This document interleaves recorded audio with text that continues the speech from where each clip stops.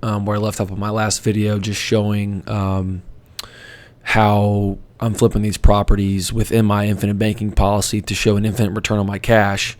But I wanted to go even a step further and talk about the capital gain on the flip, because obviously everyone knows when I do a flip in 4 months, I got to pay Uncle Sam. Uncle Sam's always going to want his cut. So I wanted to show how I shelter this tax and forever defer this and kick this can down the road, and essentially never pay the tax. I ended up basically I eliminate my capital gains tax. I add an income producing property asset with an infinite return, and I also get all my cash back. So let me show you guys exactly how I do this. So like I said, what do I do with the capital gain? So I get my title, the check from my title company for $97,500. Capital gain on the flip $42,500. So at a short term capital gain tax, it's going to be about 35% or your ordinary income tax. So that's pretty standard.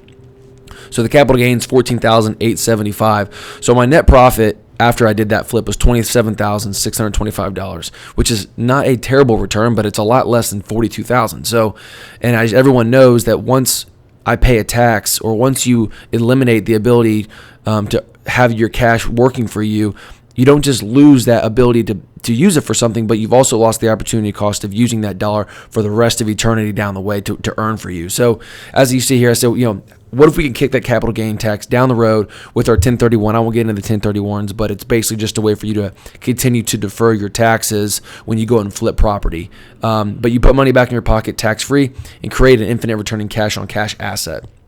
So here's what we do is before let's say that you get this flip under contract and you got 30 days to close. Well, now the fun begins and the hunt goes down.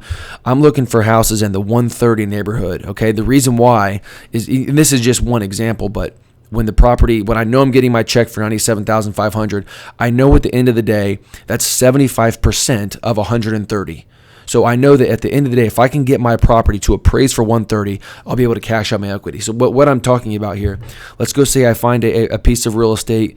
The person has to move, or maybe it's an estate, or something happens where the person has to sell undervalued property, which happens every day in the United States, probably all over the world. But I find this undervalued property for $97,500. I go and get under contract for that number. I know the neighborhood's going for $130,000.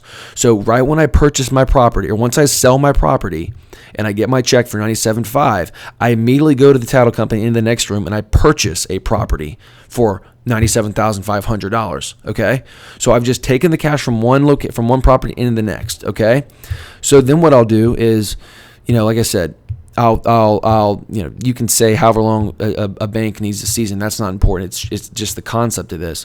But then I'll refinance. Okay, the bank is going to force me to put 25% down on an investment property, but they're going to send their appraiser out and they're going to look at the property in the neighborhood. And if there's 100 houses in this neighborhood, and for the most part the average sales price is $130,000. When they go and appraise my property, they're going to say it's valued at $130,000 because that's how obviously appraisers work. They look at the surrounding and the comps of the neighborhood, okay? So like I said, they appraise it. They force me to put 25% down. So when I cash out refinance, they write me a check for 75% of the appraised value, which is $97,500. So as you can see, I've just basically sheltered my capital gains because a refinance is non-taxable.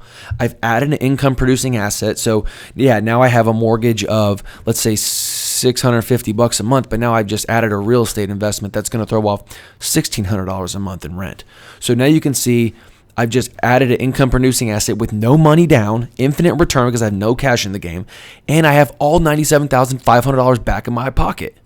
So that's what I do with my deals. I go and buy something, I flip it, I immediately go and purchase a piece of real estate that's undervalued, refinance, pull my equity back out, all at a tax-free basis.